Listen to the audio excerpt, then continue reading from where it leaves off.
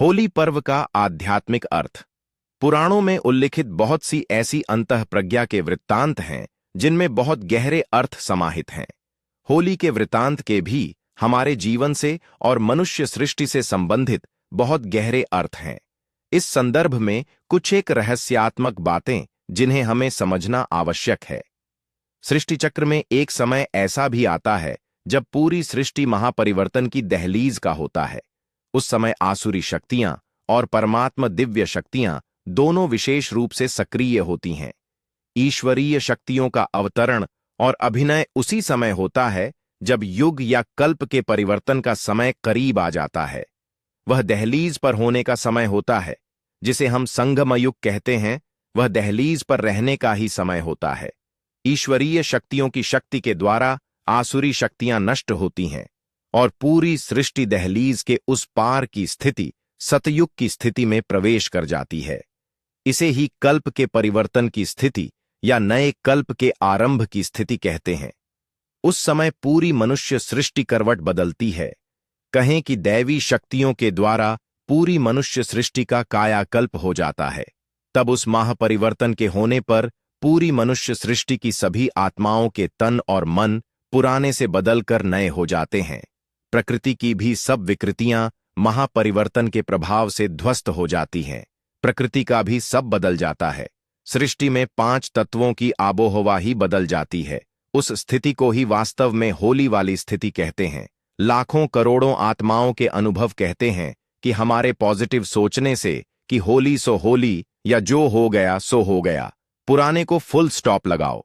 ऐसा पॉजिटिव सोचने से मनुष्यों के स्वभाव में केवल अल्पकालीन और सुपरफिशियल बदलाव तो आता है। इससे हम स्वयं को एक ढाढ़स सी भी दे देते हैं। वह भी अच्छी और पॉजिटिव बात है, उसमें कुछ गलत नहीं है। पर केवल यह सोचते और समझते रहने से कई अच्छे अच्छे साधकों, पुरुषार्थियों को भी ज्ञान को ठीक ठीक समझने का एक भ्रम पैदा हो जाता है।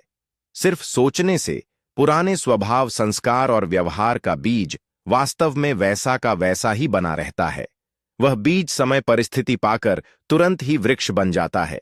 केवल पॉजिटिव सोचने से मनुष्यों के व्यक्तित्व में स्थायी और पूर्ण बदलाव नहीं आता है। पुराने स्वभाव व पुरानी स्मृतियों में परिवर्तन योग की लंबे समय की अशरीरी स्थिति के अभ्यास से होता है। पर जब आत्माएं योग युक्त स्थिति से नीचे सांसारिक सामान्य स्थिति में आती है तो अधिकांश आत्माएं की स्थिति सामान्य हो जाती है। सृष्टि के महापरिवर्तन से ही स्थायी व पूरा परिवर्तन आता है। यही प्राकृतिक सत्य है।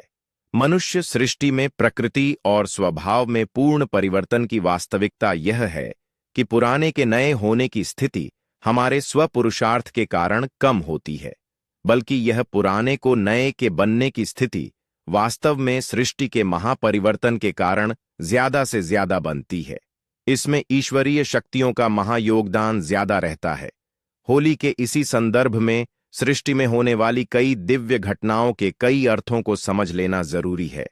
दैवी शक्तियों के साकार सृष्टि में जन्म लेने या अवतरण होने की स्थिति में भी एक अंतर संबंध की अनिवार्यता होती है। वह अंतर संबंध कहां से आएगा?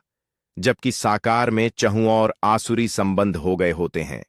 स्वाभाविक है कि यदि अवतरण के लिए अंतर संबंध अनिवार्य है तो वह अंतर संबंध आसुरी शक्तियों से हो सकता है।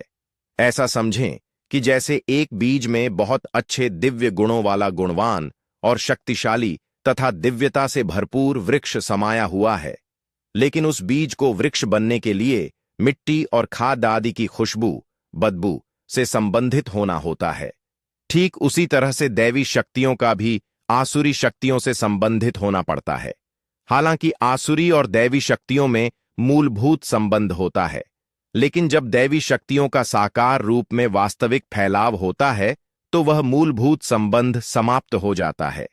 तब आसुरी और दैवी शक्तियां एक दूसरे के ऑपोजिट स्वभाव वाली हो जाती हैं। आसुरी शक्तियों का प्रभाव कितना भी ज्यादा हो, लेकिन फिर भी ईश्वरीय शक्तियों के प्रकटीकरण को रोक पाना संभव नहीं है। वे समय पर प्रकट होकर रहती हैं। ईश्वरीय और दैवी शक्तियां हमेशा ही आसुरी शक्तियों से ज्यादा शक्तिशाली होती हैं। आसुरी शक्तियां इसलिए ही हार जाती हैं क्योंकि उनका उद्देश्य सृजन करना नहीं होता है।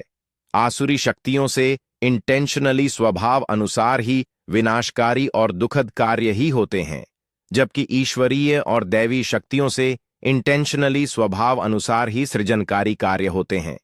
यदि इंटेंशन नेगेटिव होती है तो ठीक समय पर ईश्वरीय शक्तियों का वरदान भी काम नहीं आता है। कुल मिलाकर सार यह हुआ कि सृष्टि का महापरिवर्तन तो अपने समय पर होगा ही, उससे पहले ही हमसे होली की सही स्थिति को समझते हुए अपनी आत्मिक स्थिति को बढ़ाने का पुरुषार्थ होता रहे।